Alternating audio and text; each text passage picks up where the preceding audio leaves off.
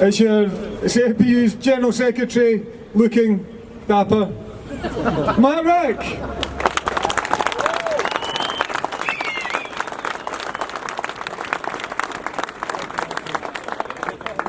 I've got a hat on because it's always sunny whenever I come to Glasgow.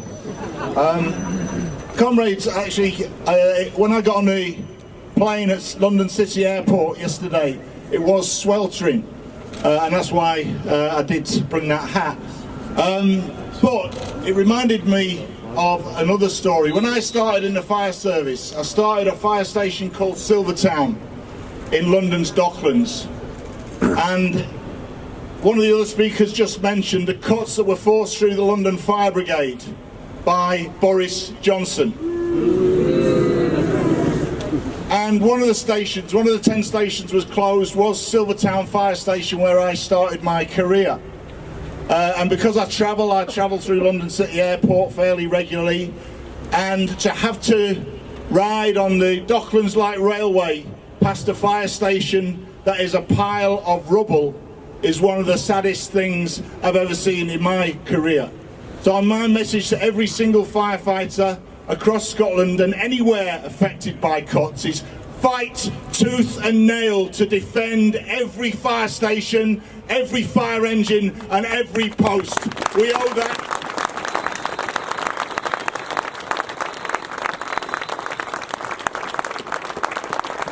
We owe that to the people who went before us.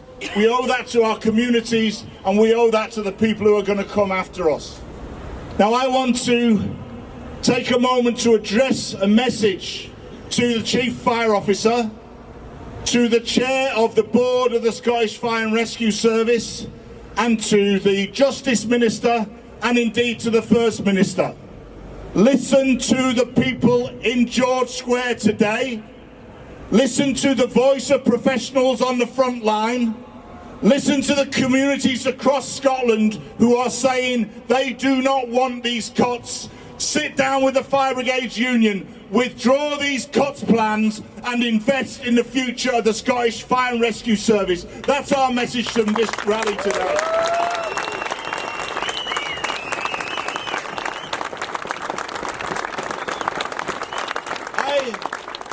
I was also involved in those discussions around the creation of the single service, and there was quite a debate around it, and the Scottish Committee and eventually our Executive Council endorsed the idea that that might be a way of avoiding some of the worst excesses that we were seeing elsewhere.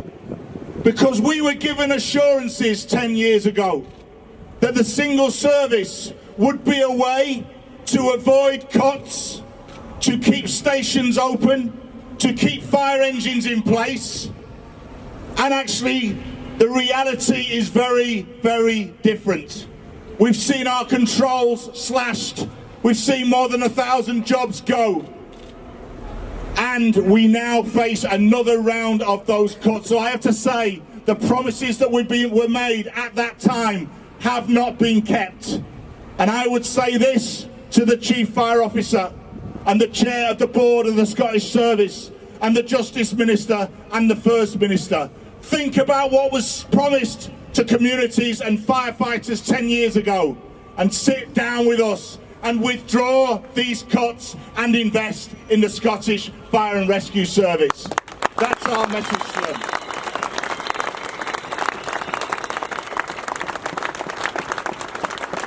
Now, when we think about the future of our service and our profession, what should be happening is people should be looking at the risks that are emerging and changing in our communities.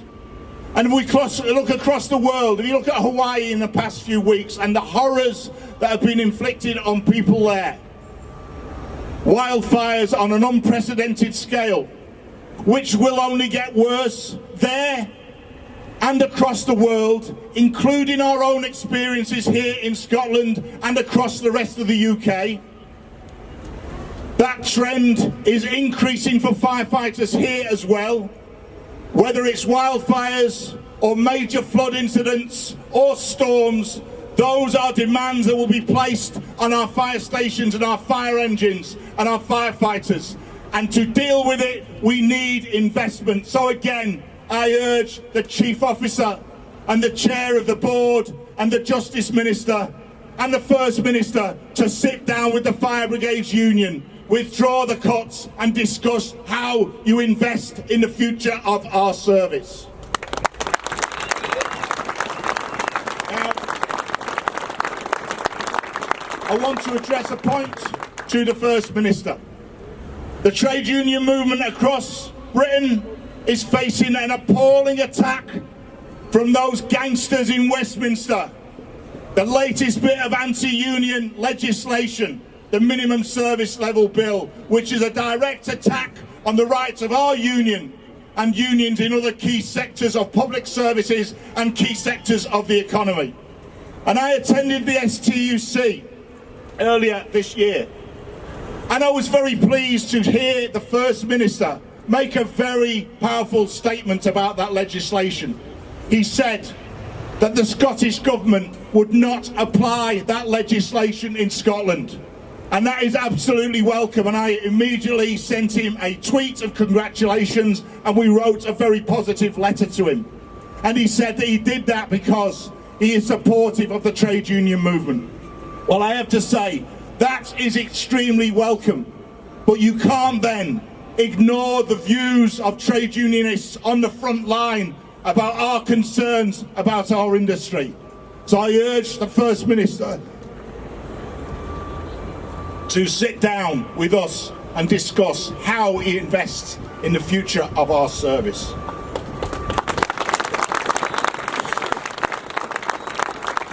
I want to address those people who've got some doubts about where we're going with this campaign. Because of course, there are no guarantees in these sort of campaigns. There's no guarantee we're going to win. In fact, all the things are stacked against us. We've got the chief against us, the board against us. It seems we've got the government against us. But actually, that is not a reason for giving up. And this union never gives up. If you look at the history, of the fire and rescue service, every single improvement in safety, every single improvement in pensions, every single improvement in pay wasn't handed to us on a plate. It was fought for and won by people like yourselves in the past, in this union, in the Fire Brigades Union. That's the only way we ever made progress. And no doubt you will recall our pay campaign over the past year. And let's remember, there were people who said, there's no way you can get more than 2%. Well, I tell you what, by sticking together, and you played a key role in that here in Scotland, by sticking together, we proved the 2% gang wrong. We proved the 5% gang wrong. We proved the 6 and 5% gang wrong. And we only settled when we collectively discussed a new offer that we collectively forced out of our employers. That's your achievement. You won it in the face of opposition from chief officers and politicians. You won that, and you should be proud of winning that. And you can also win this fight as well. Now, we're here in George Square in Glasgow, and I want to say something about the role of Scotland within the history of our union. Because Scotland has always played a key role in building the Fire Brigades Union. You look at some of the great presidents we have had in our union. Enoch Humphreys, a Glasgow firefighter. Ronnie Scott, a Glasgow firefighter. Ruth Winters from Lothian and Borders. And let's not forget the role that Glasgow firefighters played in 1973. The very first time in the history of the fire service anywhere in the UK, firefighters in Glasgow said, we've had enough and we're walking out. It was the first ever strike of firefighters in the UK. We stand on the shoulders of giants, and we commend them and we remember them and we honour them. And that's the spirit.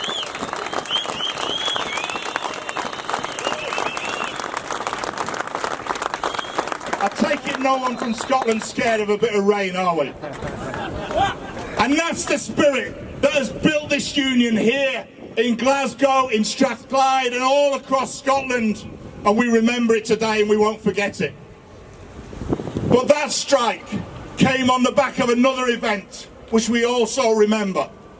And I'll be staying up tonight to go to the commemoration of the Kilbirnie Street fire, which is tomorrow, where 7 of our members were killed in that incident. And today I read the report in a Firefighter magazine of the inquest of that incident. And what they found, the jurors at that inquest, was that a key factor in the loss of those 7 lives was a failure of regulation, a failure of planning, a failure to keep fire services informed of what was in buildings, a failure to keep firefighters informed and trained about changing risks. So those deaths were not the fault of those involved in fighting that fire. They were the failings of the system that failed them. And we remember them and we will remember them tomorrow.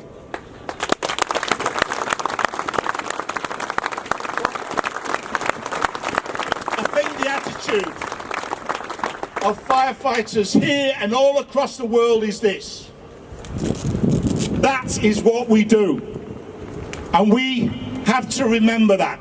And I ask the Chief Officer and the Chair of the Board and the Justice Minister and the First Minister to think about that.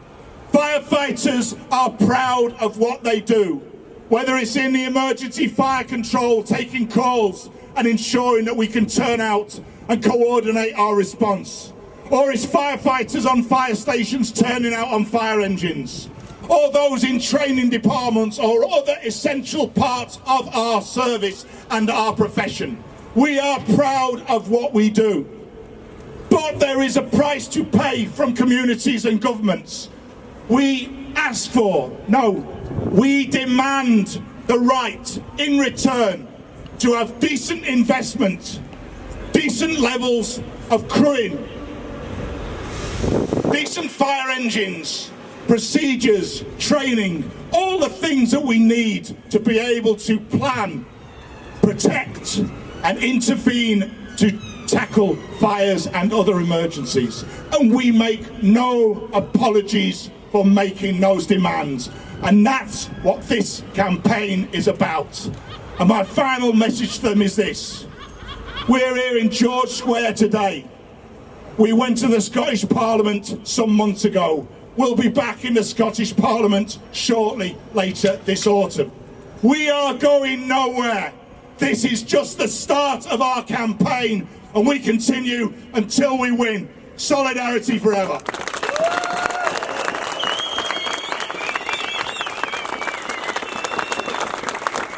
Thank you, Matt. And thank you to all the other speakers. Come out. I think we've got kind of good timing just before the rain hits. You know that we've got a social event happening just around the corner in Waxfield Corners. Please join us. And the last thing I want to say is thank you to you for turning out today. Thank you for turning out dressed as firefighters, here to take the fight, take up that fight back to your branches, get people in the right headspace that this is a proper fight that we're in, and that the most likely outcome of this has to be the Scottish Fire and Rescue Service and the Scottish Government sitting down with us and trying to prevent what could be industrial action towards the end of the year, the start of next year. And just before we finish, Colin Brown's wanted to say a couple of words. Well, you've not heard enough from me. There's probably a couple of mentions I forgot when I was saying we've got people from across the entire UK for this demo. Ian Murray, FBU President, with the Yorkshire and Humberside crew at their banner, made the journey up here to back us. We've got Mark Rowe somewhere at the side here, National Officer for the FBU, from Merseyside up to back us. We've got Billy Holland and his squad that drove this appliance up from the West Mids yesterday.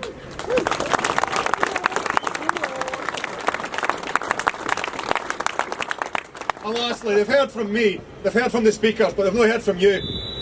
Press are here, they want to hear it, they want to see it. So let's go. Cuts, leave, scars. Cuts, leave, scars. Cuts, leave, scars. Cuts, leave, scars. Cuts, leave, scars. Let's go, relax it.